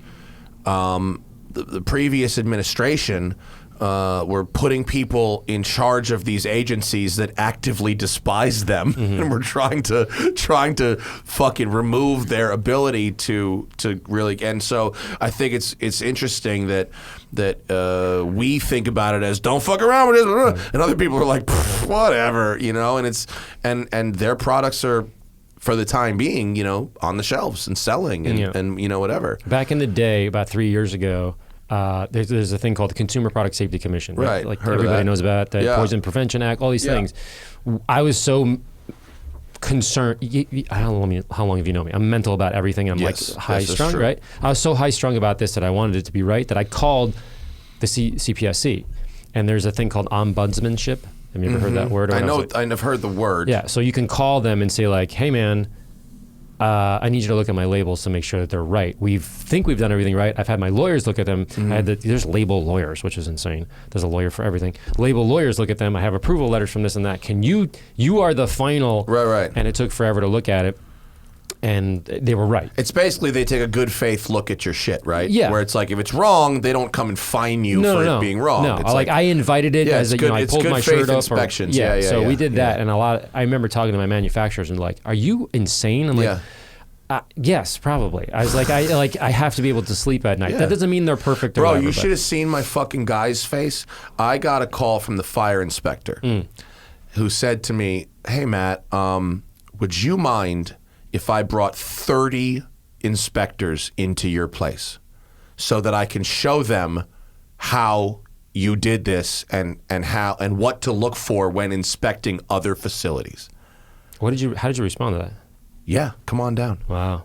And fucking, I had a customer come in, and there's fucking 30 brats in here looking around and going, oh shit, hey, can you make the lifts go? They're fucking taking pictures. Like, can I put this on Instagram? They like, this is the coolest thing ever. Wow. And they used it as the example. That's great. But like, I'm glad they didn't fucking see anything off, right. But a lot of people have been like, no, come back with a warrant. You know what I mean? Like, what are you doing?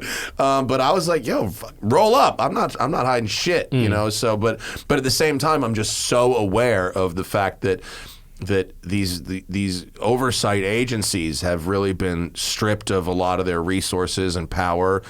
They don't have time. By design over the last few years. Think about, at least in the car care world, if we are subject to like kids, eating caps and all these kids, they're going to focus on that, and they should be. I don't want my kid to have, cribs collapsing or whatever's going on. Like, cleaning cars is like on the very bottom of the list of things. So it's a little bit. Unless you're doing it on your own driveway in California, which is a crime. You get, so this is California, but you get my point. It's a little bit of the Wild West right now, so you have to kind of self-regulate and hope for the best. Let's go to the Patreon page. Do our patrons have anything to contribute? This is our first Q&A for behind the Patreon. So there's a lot of people saying hi. Happy to be patrons and being in this. Oh, wait a second. All right, hang on. Go up here. Is this Dan? Miles is a very big. I like him. Thanks, Miles. Yeah, Miles is the man. Dan, this is a long question. Okay, hang on. Best car that can do a lot for around $50,000. I need 4 doors for kids and a dog. Good to drive around town. Good on a weekend drive on a good road. Hit up an the autocross. Occasional autocross, 6 a year. One track day a year. Leaning Golf R with a tune. But I thought we might have a better answer. He got out of a BMW 435i and has a 03 4Runner for functionality. Golf R is not a bad choice. I mean, that's a good choice. Seems a little small for kids good. and a dog. I think it's okay. Depends on how old your kids are. Depending, it's not unless it's a Great Dane. Right. I'd go RS3 or M3. Yeah, I would say M3 for sure. Depends on where you live. Does 50 grand get you a nice F80 M3? Yeah. I think it does, doesn't it? Mm-hmm. If you can get an F80 M3 with a stick, that would be delightful. Mm-hmm. 50 grand will also get you a used Shelby 350. With a track pack. It'll get you a lightly used RS3 Audi, which is hotter than the Golf. Like, a Golf R is a nice car, but the 5-cylinder in the RS3, that's the jam. Mm-hmm. Because, not just because of how it is from the factory, because it's quite stout from the factory, but the RS3 has an upgraded dual clutch gearbox compared to the Golf R. It's tougher. It can handle more power. And you put like 4 parts on that 5-cylinder, and you're making 600 horsepower. Wow. Like, easy 600 horsepower. So if you can get into an RS3, I would say that. That's prime like STI territory if you want to be that kind of thing. 50 grand will buy you. The back seat thing is a tough one. It's a lot tighter. It's a lot tighter. Yeah. I would rather ride in the back of an M3. Probably. CTSVs, they're around there, right? A CTSV wagon. It's going to be 50 grand. Yeah, that's amazing. Yeah, but they're old now. Right. That's not. Still have one. That's an old car. I mean, I'm going M3. How much are you getting for your Macan GTS? 42. Macan GTS or a used Macan Turbo would rip. Pretty awesome. I mean, you'd be surprised at how good it might be at an autocross. That's true. Very true. Or a Lexus GSF, lightly used. It's an excellent V8. Good balanced chassis. I think that would be those would be some suggestions. There's not well, if you can hold out a little bit, I can't talk too much about it because of embargo, but the Lexus IS 500 is coming, and that is certainly an interesting package, even if you just know what you know. It's an IS with the V8 in it, and that is cool. Or I'll use maybe a used C63. They're fun. C63s are a good time. Yeah. They're rowdy. They're angry. They're nice. Mm-hmm. Let's see. Ryan Morris. got a promotion and wants a great sports car, but prices are stupid. I ride my bike to work or I work from home, so I have no practical needs because the wife has a Prius. My only needs are household shopping, skiing, and maybe towing a go-kart trailer. Driven a few Macans and love them. Is it worth it to get a Macan for a few years and wait for a sports car, or keep holding out for now? Problem is he didn't give us a budget. He didn't give us a budget. The Macans are great. I mean, we just did the review of the new Macan GTS. It's fucking awesome. They're so Rips. good. So good. The new one is even better than the one you've got. The handling is extraordinary.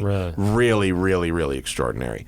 But I'm with you. Prices are stupid on sports cars right now, and they won't get any better until all the supply chain issues are fixed. And that's going to be a long time. I mean, it's a long, you're going to have to pay up if you want something now. The towing a trailer for karting is sort of the wild thing here. I mean, I guess you could tow a trailer with like a Corvette.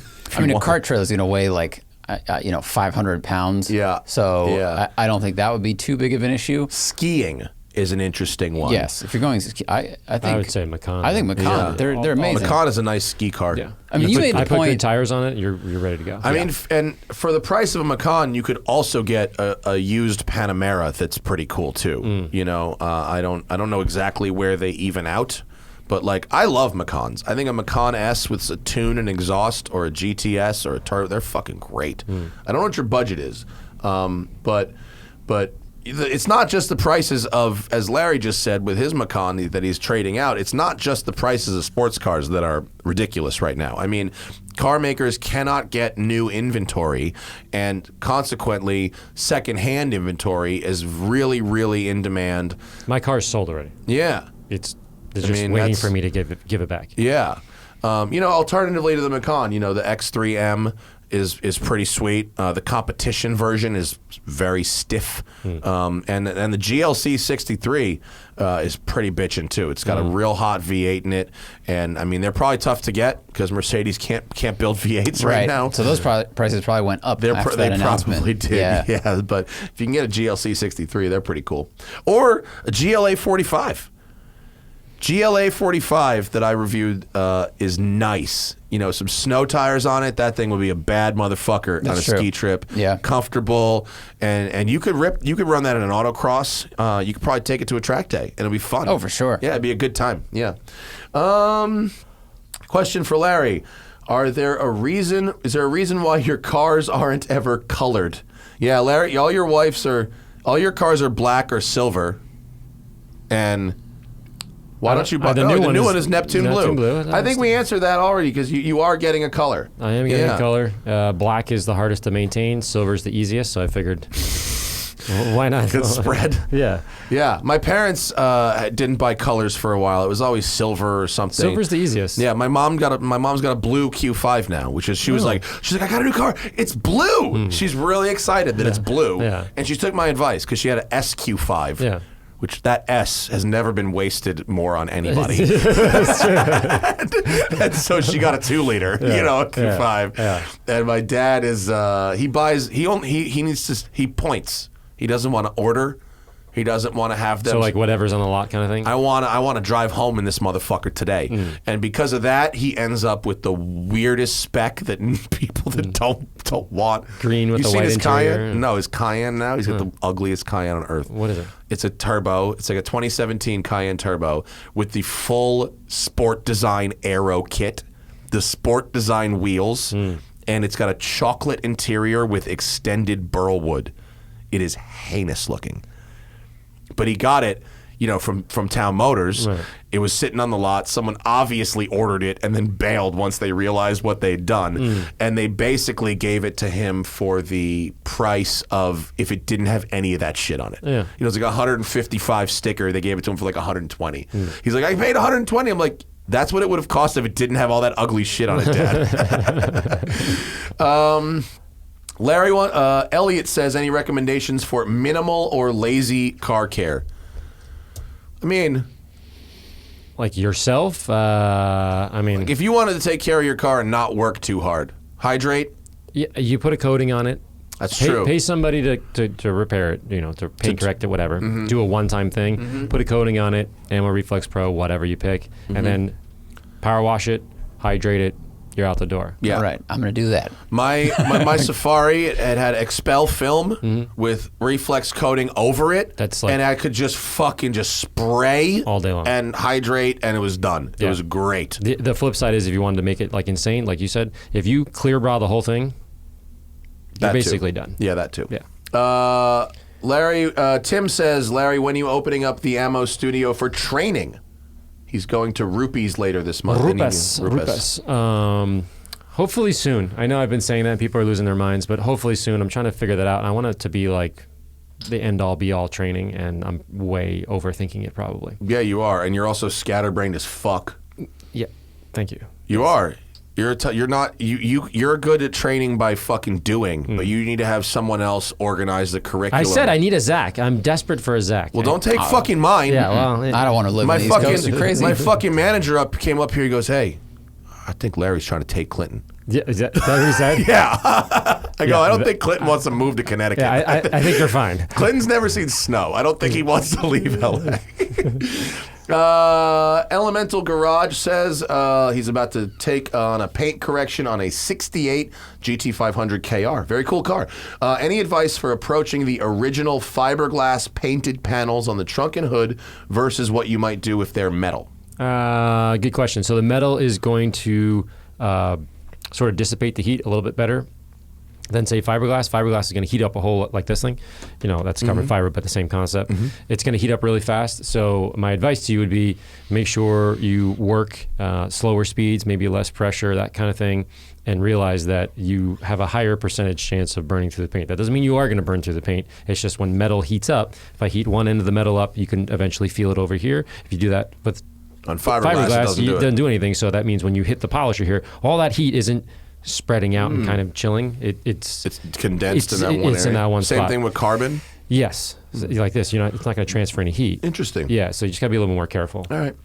D Golf R says, I'm new to track days and I'm going to my first event the beginning of October. Would you recommend having a dedicated set of track wheels and tires in addition to a set of lightweight wheels and summer rubber? Not for your first day.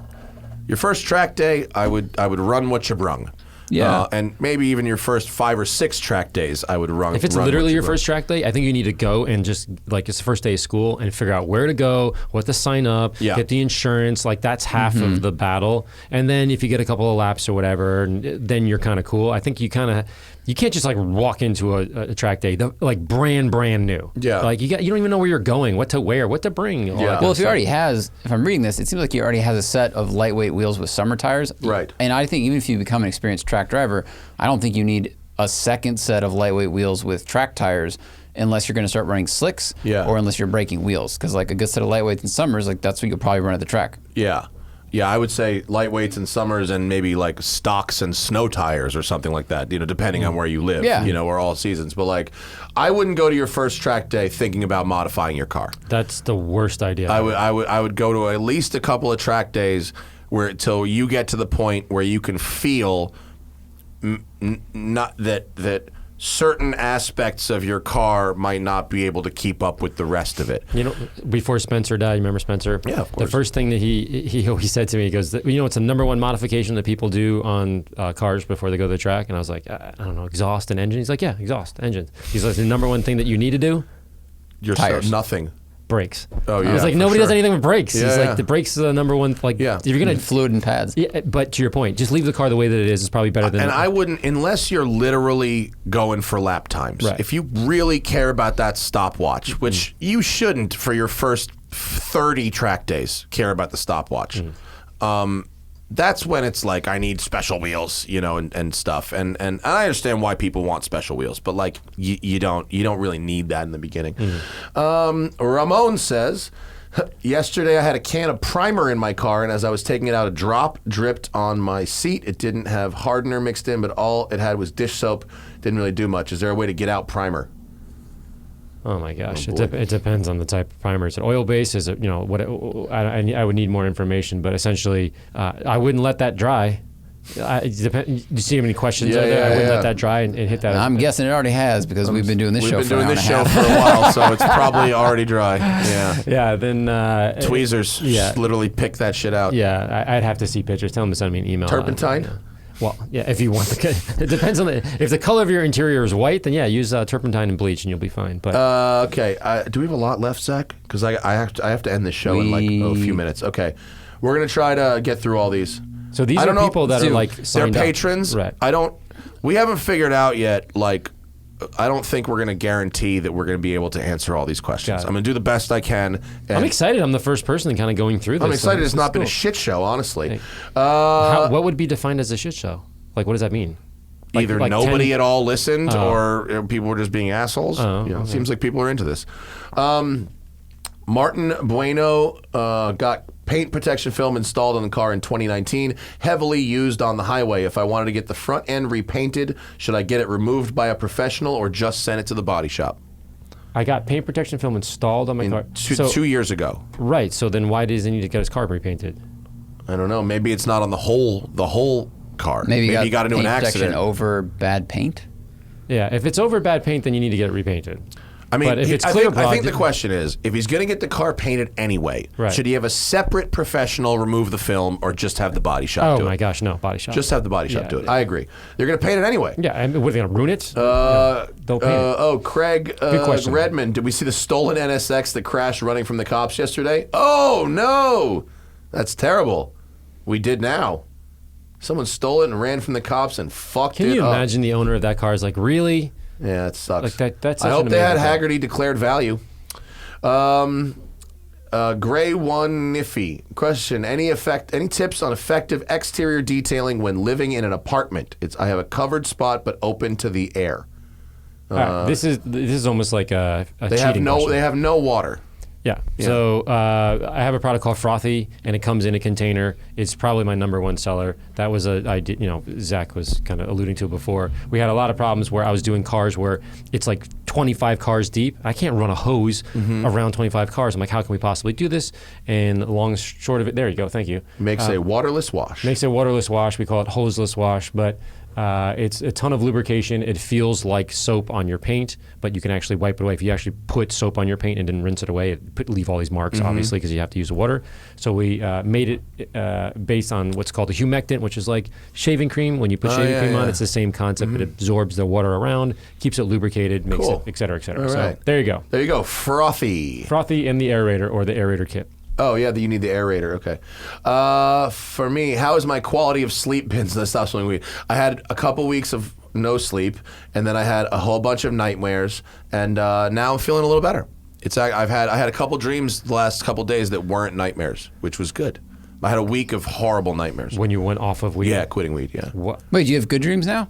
I had a couple of dreams that I don't know if they were good. They were weird, but they weren't nightmares. I didn't wake up going, "Oh fuck me," because you said you never had a good dream. No. So this is good stuff. I've never had good dreams. THC or whatever it is does to your brain, like what? Weed makes you not dream. Go to sleep, wake up, nothing in between. And so why is this happening now? Because I quit smoking weed. I don't smoke weed and I don't have dreams. Well, you're lucky. You're incredibly lucky. So like most people I had nightmares all the No. I don't know about most people. I had nightmares. And one of the things I liked about weed was that it made all that go away. Oh. And when I quit smoking weed, for 2 weeks, I had horrible nightmares. And I was like, well, this is my life now. This is fucked. Yeah. But in the last week, it's gone away. It's balanced out. It's good. Yeah, it's good. I can't answer every single question. We're going to try. Zach's trying to find. I'm doing training at my new facility soon. Larry, what is Larry's recommendation for a hydrophobic or Scotchgard-like material for a canvas convertible top? Scotchgard. Just straight Scotchgard? No, Scotchgard is great. You can use Aerospace 303. There's a couple of things out that are out there, but it's literally the same chemical. So yeah, Scotchgard is fine. Jack Martin is in lockdown for the 10th week in Australia. Wants books to help with mental health. I mean, the two I've the two I've read recently are The 4 Agreements and The Power of Now. And I'm sure you have at least one recommendation beyond that. Yeah, let me think on that. I recommend The Power of Now and The 4 Agreements. And if I go to another one, I will. If I find another one, I'll let you know. What's the name of that book? If Larry finds, I'll let you know. Let's see. Anything else? Anything else? Anything else? Anything else? You ever see that book? It's like How to Not Give a F About Things. Oh yeah, The Subtle Art of Not Giving a Fuck. Yeah, I just finished that one. That's a good one. That's a really and that good one. really will help you if you are obsessed with work 24/7. If you can't turn off work, if you feel the need to see that email at 10 p.m. and respond, The Subtle Art of Not Giving a Fuck is a very good one. It's basically how to make yourself less available without harming your productivity and without making people think less of you. It's actually quite an interesting book. I do recommend that one too. Yeah. Anything else, Zach? No. Nope. Okay. That's it. I think that was a good first Patreon live stream. Yeah, thanks for having me. That's good. We didn't get to every single question, but we got to a lot of them. Our YouTube stream health was good, and this show will be up in the regular rotation next week on Tuesday, I believe. Right? It's Tuesday. This one will go up next Tuesday to the public. It's going to go up to our pro drivers, basically in an hour. Once I remaster it and everything. Yeah. We originally said that the live stream would just stay up for the pro drivers, but we very quickly realized that actually they would prefer the hour for Zach to remaster the audio so that what they get to watch is like good instead of waiting. Yeah, we did a poll and it was 20 to 1. So they can hang for an hour. Yeah. So if you're listening to this not part of the live stream and you want to get down on any of those perks, patreon.com/the Smoking Tire Podcast. Of course, Larry is AMMONYC.com. All of his products, AMMO NYC on Instagram and on Twitter. The YouTubes. And on YouTube, of course. The video of doing Mike Musto's car will be, what, I don't know, forever from now? Yeah, a couple of weeks. Takes him a long time. We have the to edit Bricklin things. coming out next week. Oh, yeah, the Bricklin. And then the P45. Oh, yeah, cool. Glickenhaus P45. That's cool. We didn't even talk about driving Glickenhaus cars. That'll be one for next time. Yeah. Thanks for coming down, dude. Have a safe trip home, and I'll see you again soon. Everyone else, with the live folks, we'll be back tomorrow with my friend Robin, who is the owner of Cars, Classic Auto Relocation Services. She runs a big shipping and logistics company, which she's a very interesting woman, has a very interesting collection of cars. She's really funny. It'll be great. That's cool. So that's tomorrow, and for the rest of y'all, we'll see you later. Bye.